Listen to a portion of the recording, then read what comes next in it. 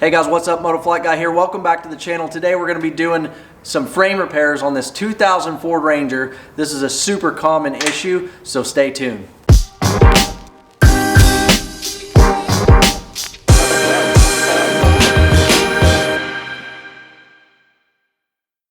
Alright guys, so I'm going to grab the camera here in a second and walk you through the point that we're at right now. I've already done some prep work on this and pulled some stuff apart, and I'll show you where I'm at, what I found, and how we're going to go fix this. Alright guys, so here's the frame and here's what it looks like. I've already pulled the front leaf spring hanger off and got it out of the way, and you can see the giant hole right through the middle of the frame.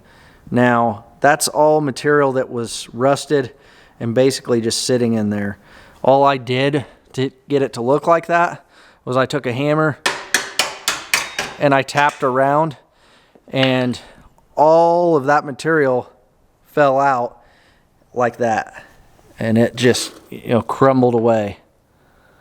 So clearly we have quite a bit of structure that's been compromised there, but we're going to get that taken care of here in a minute. So this is super common on those trucks. That side is still good on this one, but if you don't address this, both sides can rot out and she'll snap in half right there.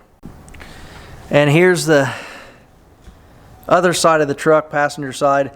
It's still in really good shape, so we're not going to do anything over here. So here's the plate or the frame cap that we're going to be welding onto the outside of the frame here. This is from a website called autorust.com. He calls these safety caps, and he makes them for a lot of different vehicles. They're CNC cut and everything. And as you can see, this just goes on the outside of the frame there. And he's got the holes already punched in it for the spring hanger. And he's got like this factory hole here is to accommodate for that clip, which is holding your fuel lines and stuff. And then he's got it notched right here to fit around that cab mount. Okay, what I'm gonna do, and I don't recommend this for just anybody or whatever, but I'm gonna cut this plate probably at an angle something like this. Okay, the reason why I'm gonna do that is I'm not pulling the cab off this truck. I mean, I have to draw a line somewhere, and I'm not taking the cab off. And if I put this plate up there, it actually goes clear. Let's see if I can show you this. It'll go all the way to about here. Okay? So I'll never be able to weld the top side of that at all without pulling the cab off the truck. I mean, I'll never be able to get to the top of that and weld it. So to prevent having to pull the cab off, because I don't have a lift or anything like that, we're going to cut this thing here with a bandsaw, and we're going to make sure that the plate goes to about right here and starts angling down. Okay? That way I can get in here with my welder and weld that up without taking this cab off.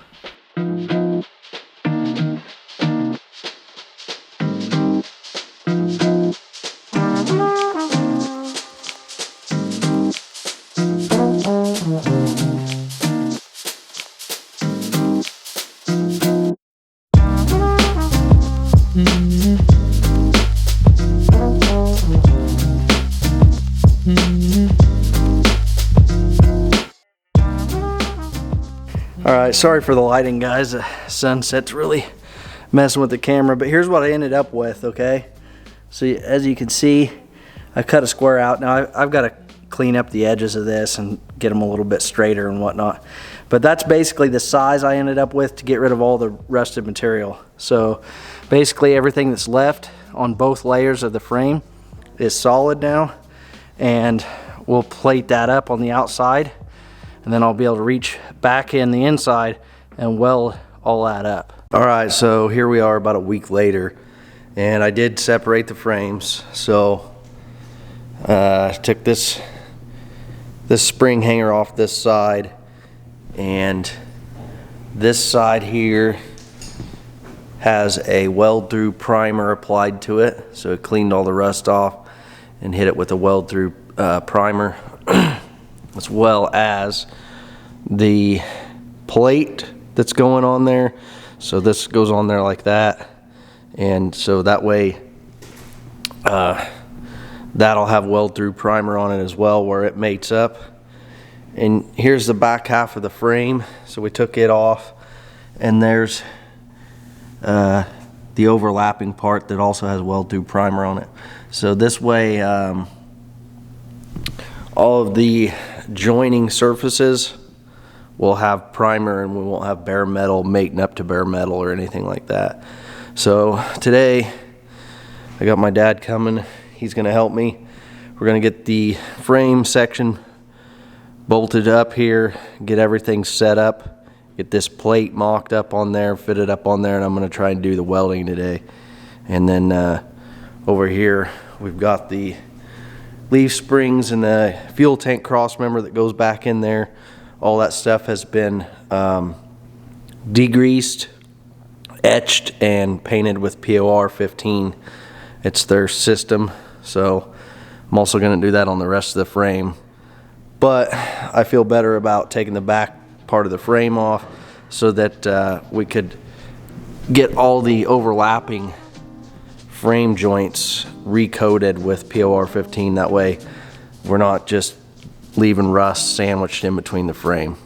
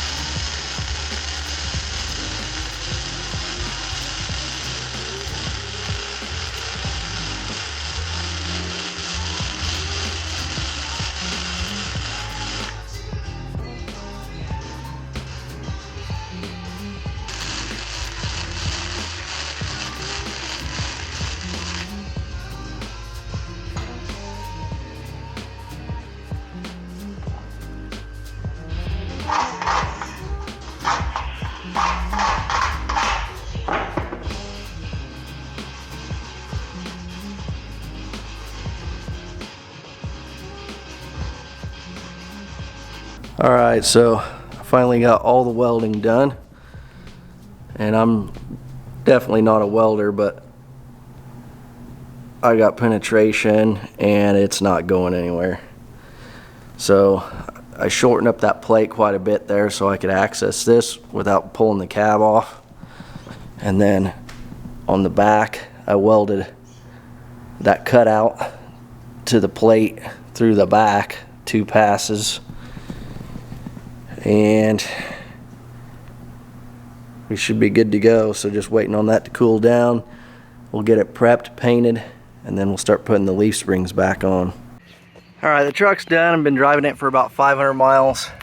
Just kind of throwing this video together, so I apologize for that. But everything's been primed, painted, and bolted back up. Got new leaf spring bushings.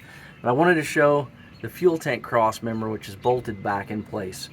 Now, this was riveted from the factory. Now we've got bolts here, and I'll just tell you what I used. I ordered 7/16 grade 8 bolts and 7/16 center lock nuts, not nylocks. And center locks are like a one-time use nut. They're like an oblong thread in the center, and they're more robust than a nylock. Reason why you want to use 7/16. They're slightly bigger than the factory rivet holes, which means that you can slightly drill out the factory holes about a 64th under 7/16, and that will allow you to get a snug fit so that you have to actually tap those bolts in with a mallet. You don't want to undersize that bolt and have play in it. You want it to be tight.